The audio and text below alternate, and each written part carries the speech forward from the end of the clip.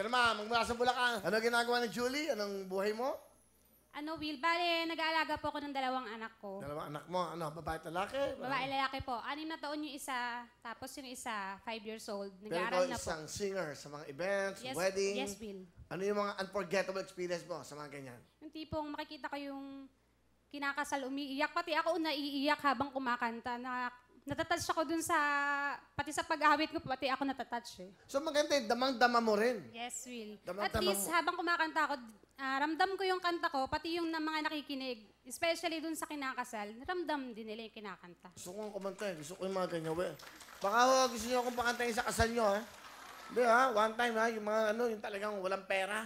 Tayo-tayo lang. Tapos, di ba, tabo lang yung boss. Call now. Gusto ko yung mga, ano mga paboritong sa kasal?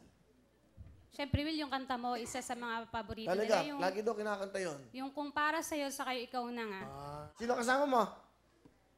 Yan, ipinapakilala ko po sa buong Pilipinas at sa buong mundo, ang Ding Dong Dantes ng buhay ko, JR! Hello, Bandol! Okay. Anong ginagawa mo, JR? Dati po akong OFW sa Saudi. JR, ano gusto mo sabihin kay Julie? Babe,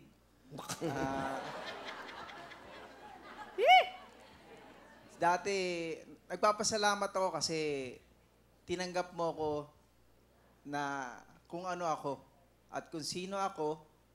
Yung mga ginawa ko nung mga nakaraan, ibig sabihin, kahit na naging pasaway ako, sabihin na nating babaero, totoo yun. Pero ibig sabihin, nung nakilala kita, nagbago ang buhay ko. Mabuti naman umamin ka. Joker ka! Okay, tuloy mo. At nagpapasalamat ako kasi kahit na nasa abroad ako, nanatili kang tapat. Napakaganda kasi nung sinimula namin, simula pa nung kami hindi pa bago pa lang magsama, lagi kaming nag-uusap niyan through texting. Kumbaga wala kaming off, laging on. Hanggang sa abroad, hanggang nakarating ako ng abroad, lagi kaming nag-uusap. Walang tigil 'yon. Kaya yun yung masasabi kong napakagandang bagay na nasimulan namin. Kumbaga, doon kami naging matatag. Kinakausap ko yung mga anak ko, kinakausap ko siya. Kaya nagpapasalamat ako sa asawa ko kahit na may nakakarating sa akin balita, nagtiwala pa rin ako sa kanya kasi alam ko, natapat siya sa akin. At tunay, nararamdaman niya sa puso. Kaya masasabi ko sa'yo, babe, mahal na mahal kita. Simula pa noon hanggang ngayon. Salamat at lagi mo akong tinutulungan at napakabuti mong asawa para sa akin at napakabuti mong ina para sa ating mga anak. Kaya inuulit ko, I love you so much.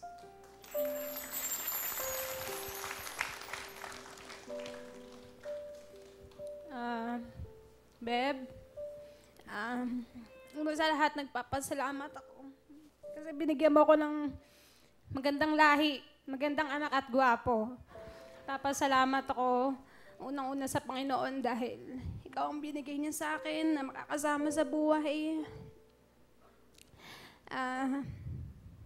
Napakaswerte ko kasi napakabuti mong asawa, isa kang responsableng asawa, responsableng ama ng mga anak ko. Salamat. Sana kahit anumang pagsubok ang dumating sa buhay natin, patuloy lang tayong kumapit sa isa't isa. Maggawin nating center ng relationship natin yung si Lord para patuloy tayong magtagumpay sa buhay. Mahal na mahal kita, alam mo yan. Alam mo yan, Beb. Mahal na mahal kita. At mamahalin kita hanggang sa wakas. Mahal din kita sobra. Alam mo yan. Love you. Anyway, kasama mo yung mga anak mo no? Pati nga, yan. Halika. Ano gusto mo sabihin sa mga anak mo? Sa mga anak ko, sana lumaki kayong may takot sa amin, matuto kayong sumunod. Nagpapasalamat ako dahil isa kayo sa mga blessing na binigay sa akin. Kayo yung kayamanan namin, ng dada nyo. Salamat. Sana matupad niyo yung mga pangarap niyo sa buhay. Mahal na mahal ko kayo. Mahal na mahal namin kayo ng dada mo. Bigyan mo nga tingin isang jacket ng bata. Oh, cute eh, oh. Ayan, ayan. Jacket, oh. Okay, ha? Oh. Ganda yan.